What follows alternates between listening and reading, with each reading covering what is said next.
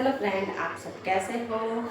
सबको good evening, नमस्ते, राधे राधे, जय श्री कृष्णा। मैं रेनू आपके लिए लाई हूँ हिस्ट्री वैदिक सभ्यता का पार्ट 2। इससे पहले के पार्ट हम पढ़ा चुके हैं, आप मेरी प्लेलिस्ट में जाकर देख सकते हैं।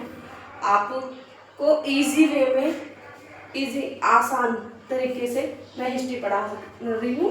और पॉइंट जो एग्जाम में आते हैं ना, कि हाँ भाई मेन पॉइंट होते हैं कि हमें कीवर्ड पकड़ने होते हैं, उन कीवर्ड से बच्चों का एक पेपर क्लियर हो जाता है।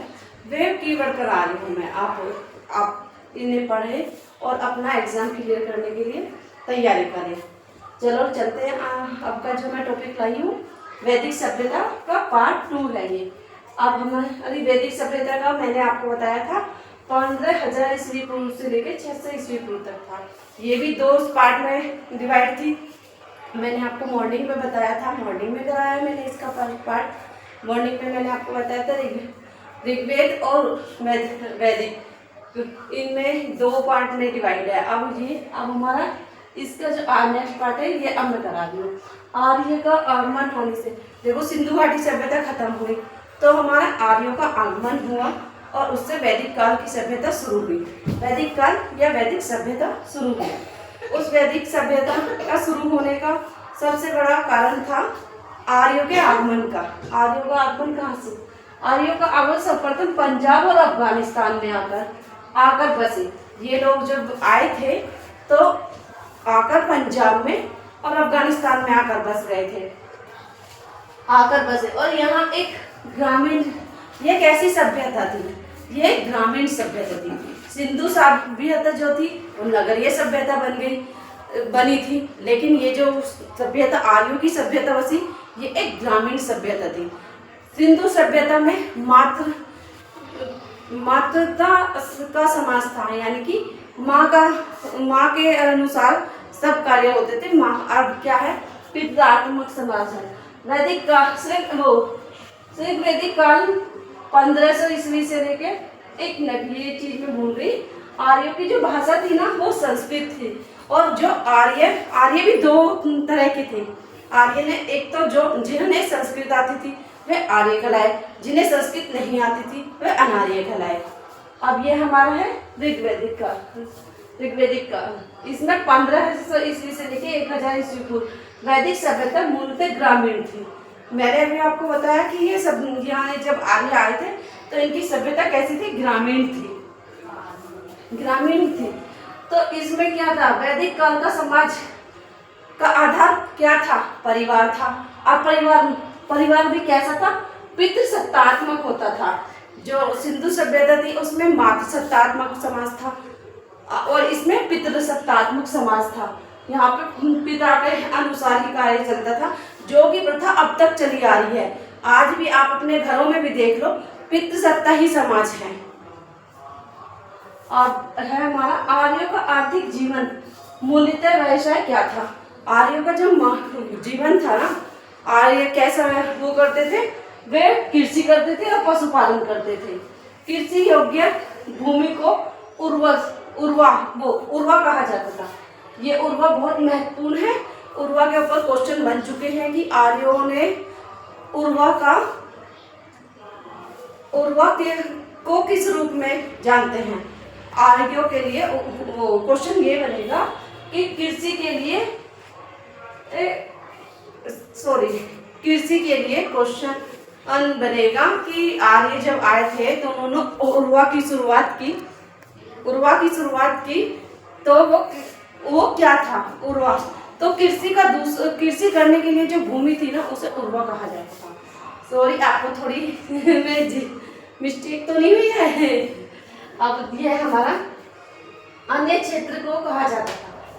कृषि योग्य भूमि को उर्वा अथवा क्षेत्र कहा जाता था। इसे क्षेत्र भी कहा सकते थे और उर्वा भी कहा सकते थे। अब है हमारे वेद विद धातु से बना है, जिसका अर्थ है ज्ञान। जो वेद हैं उनसे हमें क्या प्राप्त होता है? ज्ञान प्राप्त होता है। यह सूतक प्रार्थना, स्तुतियों, मंत्र, तंत्र और यज्ञ संबंधी सूत्रों का संग्रह है।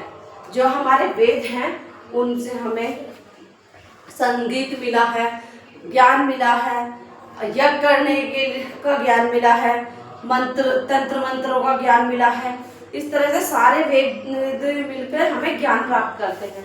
तो ये जो है ना, जिसका अर्थ ज्ञान है, तो विद धातु से बना है जिसका अर्थ ज्ञान है।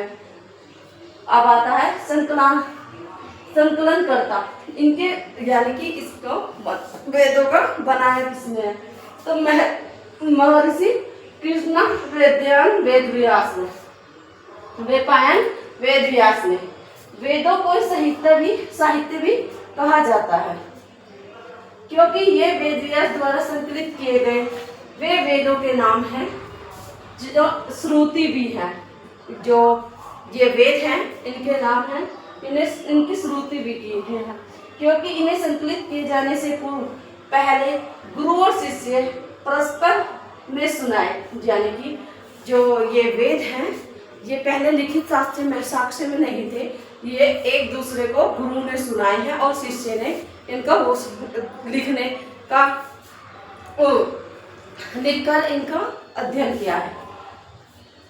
परंपरा, गुरु और शिष्य परंपरा में सुनाए कंठस्थ कराए जाते थे। पहले कोई भी आर्यों में लिखित लिपि नहीं थी, ये तो इन्होंने लिखना शुरू किया, गुरु ने सुनाया है और शिष्य ने लिखा है। इस तरह से लिखने की शुरुआत हुई। आर्यों की प्रासनिक इकाई 5 भागों में बटी थी। आसनिक आर्यों का जो आगमन हुआ, उन्होंने अपनी सत्ता किस तरह से बढ़ाई, ये चीज पूछी गई है। तो पहले कुल बना, कुल होता है जैसे अब हमारा घर हुआ, घर के से परिवार बना, तो ये कुल हो गया। क्या एक परिवार में एक परिवार से 2 परिवार बने, 2 परिवार से 4 परिवार में, एक भाई 2 भाई भाई 3 बहन भाई, इनका परिवार बढ़ता हुआ तो वो कुल हो गया कि हाँ भाई एक कुल बन गया। फिर कुल से गांव बने, गांव से ये आ गया ना सेकंड नंबर पे गांव। तो फिर बन गया विश्व, ये संसार बना गांव से विश्व। फिर बना जन, अब ये जो जन होते हैं जन बना, और फिर है राष्ट्र, ये पूरा राष्ट्र बन गया, पूरा राष्ट्र बन गया।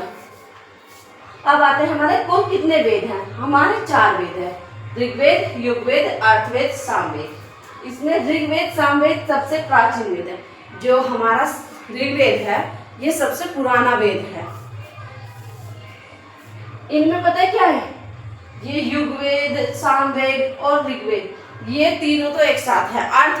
अर्थवेद सबसे बाद में जोड़ा गया है। और इसमें क्या है, ऋग्वेद में इसमें 10 मंडल, 128 सूतक और 10,462 रचनाएं हैं। ऋग्वेद में तीसरे मंडल में गायत्री मंत्र है। ये जो ऋग्वेद है इसका जो तीसरा मंडल है इसमें हमारा गायत्री मंत्र है। इसमें स्तोत्र व प्रार्थनाओं का साक्ष्य है, यानी कि इसमें हमारी प्रार्थना और स्तोत्र जो होते हैं हमें सिखाने में मदद करते हैं, वो इसका साक्ष्य यानी कि भंडार है। आज का टॉपिक अब हमारा यही समाप्त होता है। आप हमें बताइए कि हमारी वीडियो आपको कैसी लगी। प्लीज़ लाइक किया कीजिए, कमेंट कीजिए, और आप मुझे ये बताइए कि आपको जो ये ऋग्वेद में कौन सा नेक्स्ट क्वेश्चन मैं आपको कराऊं, प्लीज़ आप मुझे बताइए। ऋग्वेद छोटा नहीं है, काफ़ी बड़ा है, आपको हम बताएंगे। तो इसमें एक वैदिक कार्य को कराने में टाइम तो जाएगा, क्योंकि वीडियो काफ़ी इतनी जितना मेरा चार्ट पे वर्क आता है उतना ही मैं करा सकती हूँ, और उससे ज़्यादा मैं बोर्ड पे जितना वर्क होगा उससे अलग मैं नहीं करा पाती।